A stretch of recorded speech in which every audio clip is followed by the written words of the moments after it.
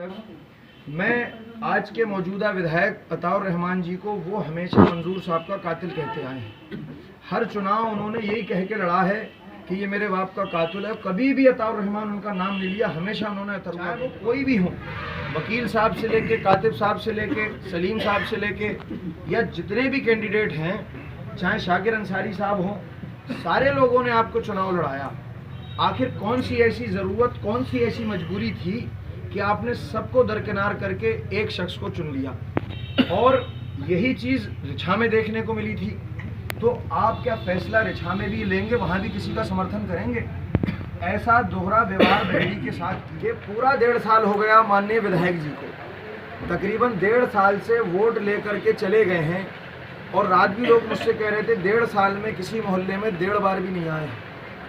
कोई मर जाए परवाह नहीं, किसी के अच्छा हो बुरा हो परवाह नहीं। तो अब लोगों को एक सबसे बड़ी शिकायत, और हमें भी उनसे ये शिकायत है कि इस 1.5 साल में कम से कम इस बहेड़ी की जनता को 2-4 बार तो आकर के मिलना चाहता हूँ कॉन्फ्रेंस में। मैं आपका शुक्रिया अदा करता हूँ कि आपने आज के लिए हमें वक्त दिया। और आज की प्रेस कॉन्फ्रेंस का मकसद, 2 मकसद है। एक तो हमने अभी रिसेंटली पार्टी ज्वाइन की है और हम चुनाव में किन वादों के साथ आ रहे हैं, और दूसरा ये कि बहेड़ी में एक आप ही लोगों के ज़रिए बहेड़ी में कल एक समाजवादी पार्टी कार्यालय पे एक प्रेस कॉन्फ्रेंस हुई थी, उसके बारे में भी कुछ बात करनी है। तो सबसे पहले मैं आपको बता दूं, मजलिस-ए-इत्तेहादुल मुस्लिमीन जो कि असदुद्दीन ओवैसी साहब की पार्टी है, वो पार्टी से हमने सिंबल लिया है और उसका चुनाव निशान पतंग है। हमारे विधानसभा अध्यक्ष से लेकर सारी टीम यहाँ मौजूद है। और क्योंकि मकसद आज के दौर के हिसाब से तकरीबन 6 महीने से हम लोग पार्टी के टच में थे और सर्वे हम बराबर कर रहे थे। जब से समाजवादी पार्टी को मुसलमानों ने 90% वोट दिया, वोट देने के 1 महीने बाद से ही उत्तर प्रदेश का मुसलमान खुद को ठगा सा महसूस करने लगा था। क्योंकि कई मुद्दे आए मुसलमानों के, दलितों के, पिछड़ों के, किसी भी मुद्दे पे, चाहे समाजवादी पार्टी के राष्ट्रीय अध्यक्ष हों या समाजवादी पार्टी के लोकल नेता हों, किसी ने भी जुबान खोलने की हिमाकत नहीं की। पार्लियामेंट से लेकर के सभाओं तक और मीडिया हाउसेस तक और प्रेस कॉन्फ्रेंस तक, अगर किसी ने दबे कुचलों की, गरीबों की और ख़ास करके मुसलमानों की आवाज़ उठाई है, तो वह हिंदुस्तान में वाहिद एक शख्सियत है जिनका नाम असदुद्दीन ओवैसी है। ये आप लोगों से छिपा नहीं है क्योंकि आप मीडिया से जुड़े लोग हैं। अभी अतीक अहमद को भी गोली मारी गई, उसमें भी सारे लोग खामोश रहे। उसकी आवाज़ भी जो उठाई वो भी सिर्फ असदुद्दीन ओवैसी ने उठाई। और रहा सवाल बहेड़ी नगर पालिका चुनाव का, क्योंकि विधानसभा में कई बार ऐसा होता है, यहाँ पे लोग डाइवर्ट हो जाते हैं सोच करके कि हम सरकार नहीं बना पाएंगे MIM की, इसलिए हम दूसरी पार्टी को वोट दे करके देख लिया। कभी सपा में दिया, कभी बसपा में दिया, कभी कांग्रेस में दिया। मुसलमान ने आज़ादी के बाद से लेकर आज तक कभी भी अपना कोई कायद, कोई रहनुमा नहीं चुना है। सबसे पहले कांग्रेस को देते रहे, उसके बाद सपा, बसपा, यही पार्टियां चलती रहीं। वोट ज़रूर ये लोग हमारा लेते रहे, लेकिन कभी भी हमारे हितों के लिए किसी भी पार्टी ने कोई काम नहीं किया। कभी भी मुसलमानों के हितों के लिए किसी ने कोई आवाज़ नहीं उठाई। इसीलिए बहेड़ी का एक बहुत बड़ा नौजवान तबका और कुछ बुज़ुर्ग, वो बहुत बड़े हमसे बार बार कहते थे कि आप उस पार्टी को ज्वाइन कर लो, वो हमारा रहनुमा है। और लोगों की मशवरा मान करके हमने मजलिस-ए-इत्तेहादुल मुस्लिमीन ज्वाइन की और हमने ऐलान किया, क्योंकि यहाँ कुछ बड़े नेता बहेड़ी के ये चाहते हैं कि नगर पालिका में भारतीय जनता पार्टी का कब्जा हो जाए। यानी वो चाहते हैं कि भगवा लहराए नगर पालिका में। हमने नॉमिनेशन के बाद ही कह दिया था कि किसी भी कीमत पर नगर पालिका में भगवा नहीं लहराने दिया जाएगा। नगर पालिका में अगर लहराएगा तो हरा परचम लहराएगा, वो मजलिस-ए-इत्तेहादुल मुस्लिमीन का परचम होगा। और क्या नीतियां हैं, क्या वजह हैं ऐसी, अभी हमारी कोई भी किसी तरह की प्रोग्राम सेट नहीं हुए हैं। बहुत जल्द आपको जानकारी दी जाएगी। पार्टी के बड़े नेता, जिसमें इम्तियाज़ जलील साहब से लेके, वारिस पठान जी से लेके, और ओवैसी साहब के भी शेड्यूल में, उनके बिजी शेड्यूल में टाइम लेने की बात चल रही है। बहुत जल्द उम्मीद है नेताओं के शेड्यूल हमें मिल जाएंगे। और जो चुनाव हम 5 साल से लड़ रहे हैं, 5 साल से हमारा चुनाव बहुत मजबूती का चुनाव था। जीत हम तब भी रहे थे अल्लाह के करम से, और भारतीय जनता पार्टी से हमारा सीधा मुकाबला था। लेकिन मजलिस इत्तेहादुल मुस्लिमीन का टिकट और सिंबल लेने के बाद, जो हमारा सिंबल पतंग है, उसका लेने के बाद हमारी जीत का फासला बहुत बढ़ चुका है। इंशाअल्लाह हम 5000 वोटों से बहेड़ी नगर पालिका को फतेह करने जा रहे हैं। और हमारा चुनाव निशान पतंग है। हम तकरीबन 6 से 7 वार्डों में घूम के घरों घरों जा कर के अपना चुनाव निशान बता चुके हैं। अब दूसरी चीज़ ये है कि समाजवादी पार्टी को लेकर के बड़ी उठापटक चल रही थी। बहेड़ी विधानसभा चुनाव में तकरीबन बहेड़ी के हर चेयरमैन कैंडिडेट ने समाजवादी पार्टी को समर्थन दिया था, चाहे वो मुस्लिम लीडरशिप की वजह से दिया हो, चाहे वो भारतीय जनता पार्टी की मुखालिफत में दिया हो, या वजह जो भी रही हो, समाजवादी पार्टी को तकरीबन हर चेयरमैन कैंडिडेट ने चुनाव लड़ाया था। और ऐसा ही कुछ देखने को रिछा में भी मिला था। वहाँ के भी 2-3 कैंडिडेट्स थे, उन्होंने भी, किसी ने ओपनली, किसी ने साइलेंटली समाजवादी पार्टी के एमएलए कैंडिडेट को समर्थन दिया था। तो यहाँ भी कुछ रोज़ पहले आपने देखा होगा, एक खेल चल रहा था बाज़ार में। एक मीटिंग हुई जो यहाँ के क्षेत्रीय विधायक जी ने की, और मीटिंग करके ये कहा कि जिसको टिकट मिलेगा हम चुनाव उसी को लड़ाएंगे। कार्यकर्ताओं से भी कहा। उस एतबार से टिकट का हक समाजवादी पार्टी के कार्यकर्ता को, कोई भी कार्यकर्ता को मिलना चाहिए था, जिसमें आरिफ वकील साहब भी दौड़ में थे। और कार्यकर्ता के एतबार से देखा जाए तो सबसे पहले उनका हक था। लेकिन कल जो यहाँ क्षेत्रीय विधायक अताउर रहमान जी ने जो प्रेस कॉन्फ्रेंस की, और उस प्रेस कॉन्फ्रेंस में सीधी सी मुखालिफत बहेड़ी के सारे नेताओं की। उन्होंने एक कैंडिडेट उठाया, वो कैंडिडेट पिछले चुनाव में जो खुद अताउर रहमान साहब उनको ये कह के गए थे बहेड़ी वालों से कि मुर्दे में कब तक जान डालोगे, ये खुद कहकर यहाँ गए थे बहेड़ी वालों से। और आज उन्होंने देखा कि वो कमज़ोर पड़ रहे हैं, और मजलिस इत्तेहादुल मुस्लिमीन का टिकट हमारा हुआ, तो वो नहीं चाहते किसी भी तरह की कोई मुस्लिम लीडरशिप, मुस्लिम क़यादत बहेड़ी में पनपे। इसलिए उन्होंने उनका समर्थन का ऐलान किया है। और जो टिकट मिला था मौजूदा चेयरमैन पति को, वो टिकट कट गया है। कल तक जो मौजूदा चेयरमैन पति बहुजन समाज पार्टी को गालियाँ देते थे, अचानक से उन्होंने भी वो सिंबल छीना पार्टी के कुछ लोगों से मिलकर के। और वो सिंबल जिनसे छीना वो अंसारी बिरादरी के थे, वो हमारे बहुत करीब हैं। शाकिर अंसारी साहब, हमारी सिंपैथी उनके साथ है। उनका सिंबल धोखे से छीना गया, और छीनने के बाद अपना नॉमिनेशन, अपनी पत्नी का नॉमिनेशन वहाँ करा दिया। तो ये बात तो तय है कि जो हाथी के अब कैंडिडेट हो गए, अंसारी बिरादरी से तो एक वोट मिलने से रहा, उनको एक वोट भी नहीं मिलेगा। और बहेड़ी में उनकी छवि कैसी थी ये सारे लोग जानते हैं। चुनाव वो बहुत बुरी तरीके से हार रहे थे, अब वो 1000 का आंकड़ा भी पार नहीं करेंगे। और दूसरी तरफ जिन कैंडिडेट को कल क्षेत्रीय विधायक जी ने समर्थन किया है, उन्हें शायद ये पता नहीं बहेड़ी का इतिहास कि जब जिस को उन्होंने समर्थन किया है उसकी सियासी ज़मीन ख़त्म हो गई है। इससे पहले भी वो 2 बार एक कैंडिडेट को लड़ा चुके हैं, उससे पहले भी लड़ा चुके हैं। उनका मकसद सिर्फ ये रहता है कि बैलेंस करो, हल्के कैंडिडेट को थोड़ा सा भारी करो, जिसको ज़्यादा वोट मिल रहे हैं उसको थोड़ा सा कम करो, और सब कुछ करने के बाद किसी भी सूरत से बहेड़ी में मुस्लिम कोई नेता पैदा ना हो। और ये एक बार मैंने मीडिया में भी पढ़ा था, एक अखबार ने लिखा था कि वो बहेड़ी में मुस्लिम लीडरशिप नहीं चाहते हैं। तो कोई हमारी किसी से बुराई भलाई नहीं है, लेकिन मेरी, जब वो जीते थे, जो कैंडिडेट को जिनका वो सहारा ले रहे हैं, जिनको समर्थन कर रहे हैं, इससे पिछला चुनाव जब वो कैंडिडेट जीते थे तो उन्हें तकरीबन 8500 वोट मिले थे। और 8500 वोटों में चुनाव नगर पालिका का जीत पाना मुमकिन नहीं है। पूरी बहेड़ी उनको बेचारा कह रही थी, सिंपैथी लोगों की जुड़ी हुई थी, उन्हें उसके बावजूद 8500 वोट मिले। वो तो भारतीय जनता पार्टी के चौधरी ओमवीर सिंह जी चुनाव लड़ गए थे, 1700 वोट उन्होंने काट लिए थे, इसलिए 8500 वोट में 8500 वोट के करीब उनकी जीत हो गई थी। लेकिन जनता ने उन्हें उस वक्त बेचारा कहा था, लेकिन मैं अफसोस के साथ उन्हें आज बेचारा कह रहा हूँ, क्योंकि वो समझ नहीं पा रहे हैं कि राजनीति का खेल क्या है।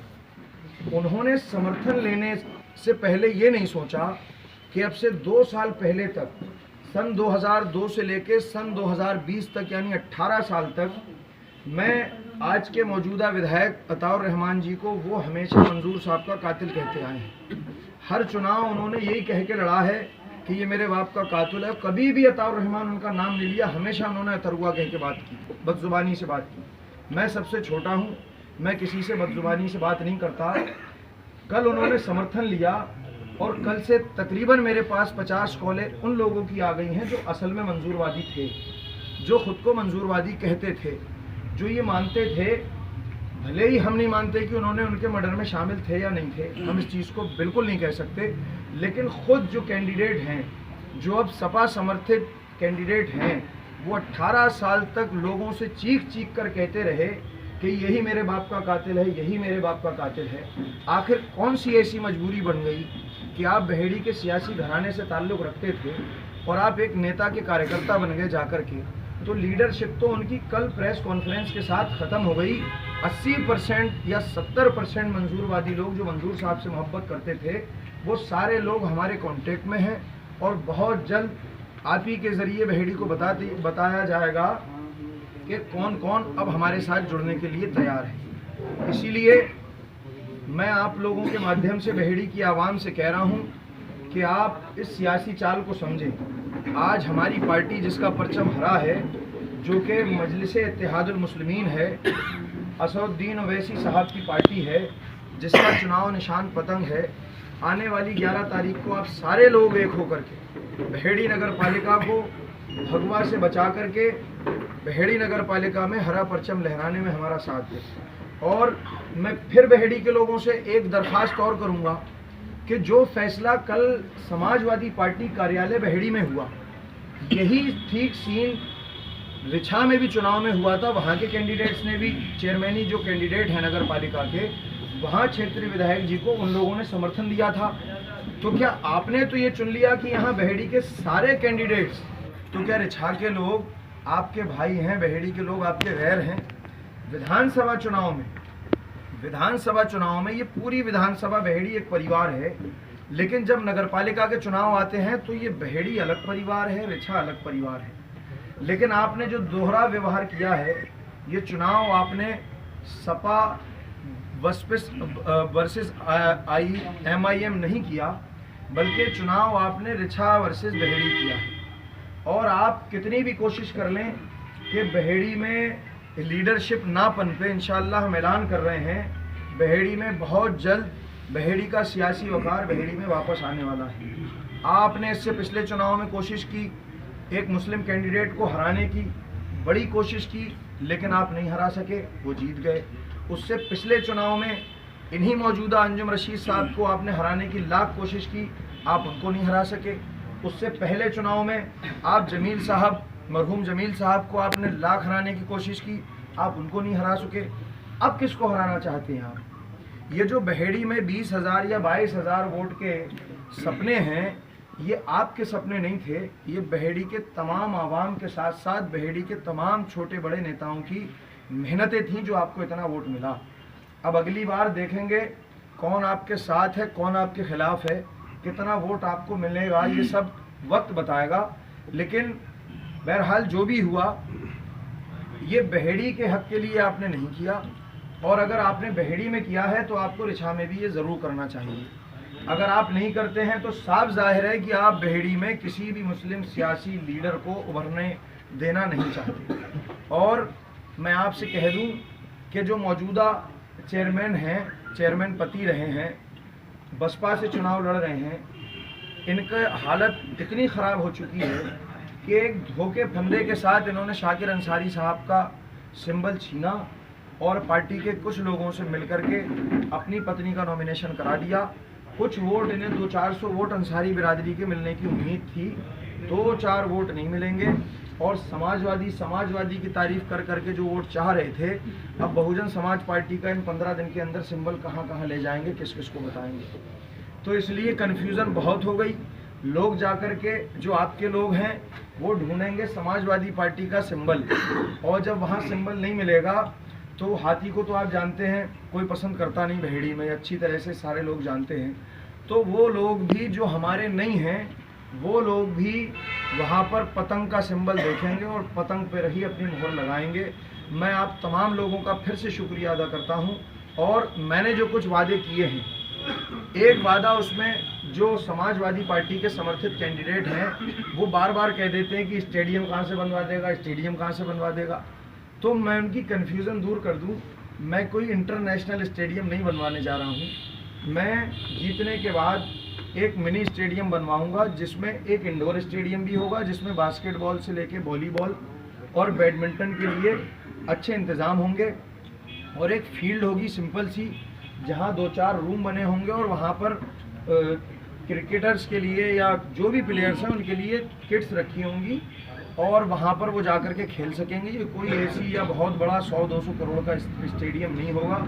ये हार्डली ज़मीन जो नगर पालिका की बाईपास पे, इस बाईपास पे पड़ी हुई है, उसमें बना दिया जाएगा। और उसमें मैं समझता हूँ जो हमारी इंजीनियर से बात हुई है वो 50-60 लाख से ज़्यादा का खर्चा नहीं है। और दूसरा, हम जो चौराहों का सौंदर्यीकरण कहते हैं, तो चौराहों का सौंदर्यीकरण आप बहेड़ी के बाद जाकर के देखिए, उसमें लिखा होता है कि आई लव बहेड़ी या आई लव अजमेर, इस तरह से लिखा होता है। एक अच्छा सा लगता है, लोग सेल्फी पॉइंट बना लेते हैं। तो उस तरह के कुछ हम लोग को सौंदर्यीकरण चौराहों का कराना है। तीसरी चीज़, एम्बुलेंस हमारी बहुत एम है, बहुत अहम है हम लोग के लिए, क्योंकि हमने देखा है हमारी कारें दिनों रात पेशेंट को ले जाती हैं, लेकिन कभी कभी ऐसा होता है कि उसमें ऑक्सीजन की कमी होने की वजह से हम लोग को एम्बुलेंस करा करके देनी पड़ती है। तो 4 एम्बुलेंस तो जो छोटी होंगी नॉर्मल सी 5, और एक एम्बुलेंस जो आईसीयू होती है कि अगर कई बार ऐसा होता है हार्ट पेशेंट हो और यहाँ से दिल्ली या लखनऊ डॉक्टर रेफ़र कर दे, तो वो एम्बुलेंस 30 से 35 हज़ार रुपये किराए में जाती है। हम उसे नगर पालिका में प्रोवाइड कराएंगे, और खुदा ना करे किसी को ज़रूरत पड़े और ज़रूरत पड़ती है तो वो एम्बुलेंस आप लोग को फ्री लेके जाएंगी। और तीसरी चीज़, मोबाइल ट्रांसफार्मर्स।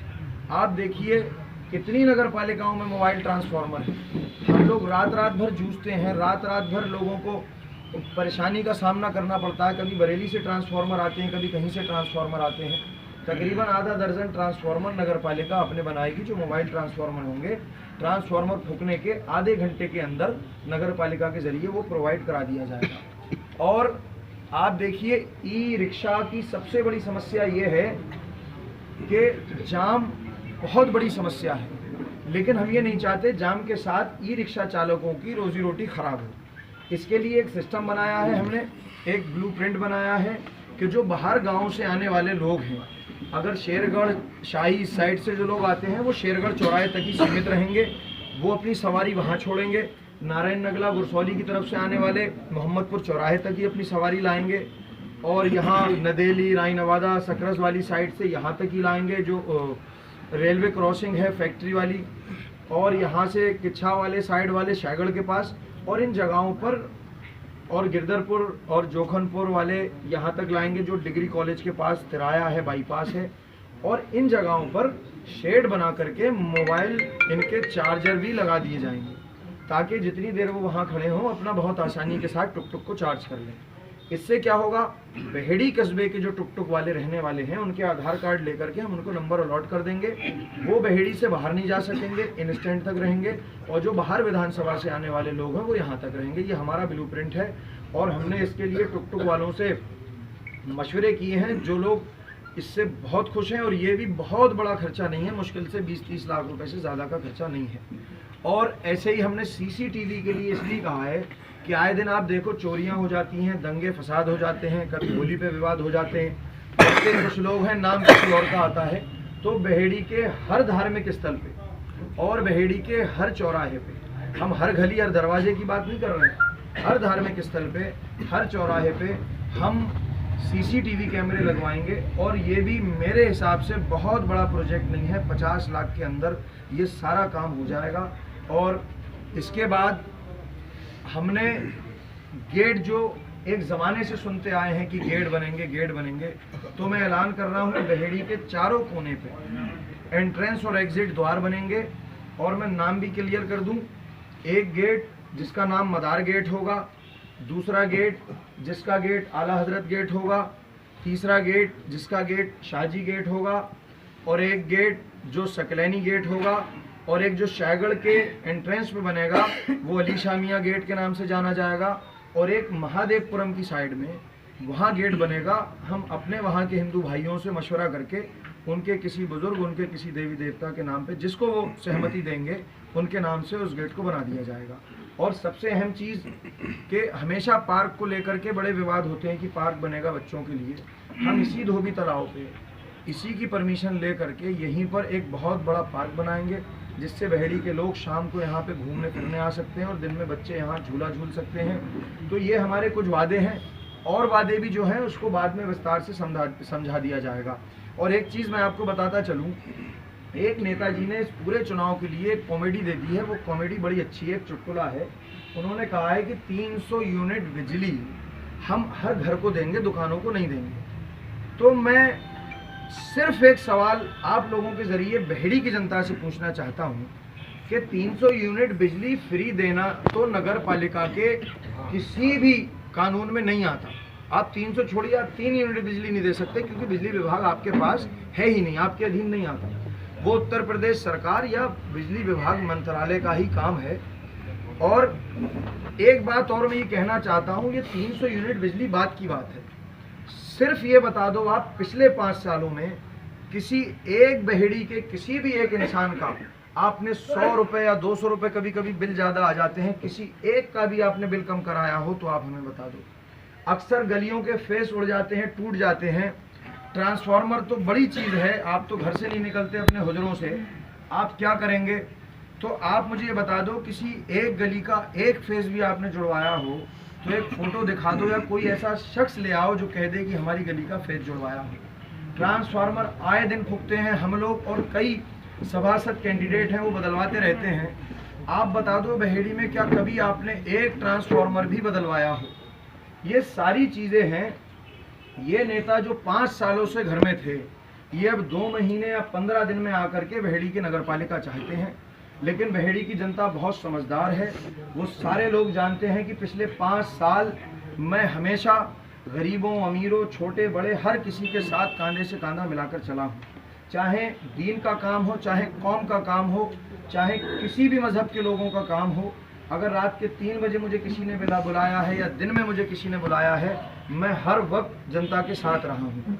अब जनता की बारी है, और जो प्यार मुझे बहेड़ी के लोगों से मिल रहा है, मैं सारे लोगों का शुक्रिया अदा कर रहा हूँ और वादा कर रहा हूँ, जिस तरह से पिछले 5 साल मैंने मेहनत की है आप लोगों के साथ, उसी तरह से आने वाली पूरी ज़िंदगी मैं आप लोगों के साथ काम करता रहूँगा, आप लोगों का साथ देता रहूँगा।